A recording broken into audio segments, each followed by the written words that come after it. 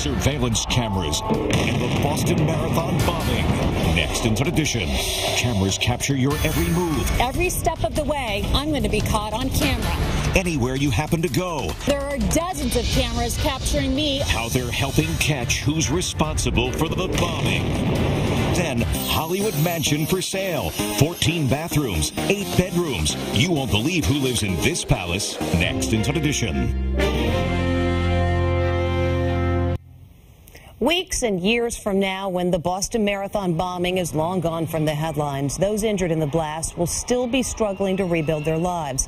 More than a dozen people lost limbs, and we spoke with some people who know firsthand about their long road ahead. The images shocked the nation. Victims of the Boston Marathon massacre who lost limbs in the attack. This young man lost both his legs. Newlyweds Patrick and Jessica Downs each lost a leg, and Jessica, who is a nurse at Mass General, is now in danger of losing her remaining foot. A long recovery process is just beginning. It's an uphill battle, 100%. Jennifer DiMartino lost her leg in an explosion at her workplace 8 years ago. I remember waking up underneath the building. It took them about 4 hours to get me out. I didn't actually lose my leg for a whole month. They tried everything they could to save it. Today, Jennifer undergoes physical therapy at the Kessler Institute for Rehabilitation in New Jersey. She wore the Boston shirt to show solidarity with people who've lost limbs. It's like that. Her advice, take things one day at a time and know there will be challenges. You do things like wake up in the middle of the night and forget that you're missing a leg and go to the bathroom and boom, you're down on the ground. Jennifer also knows firsthand that a lot of the healing will be of the emotional kind. It can be overwhelming. One of the biggest pieces of advice I could possibly give anybody is just to keep your spirits up.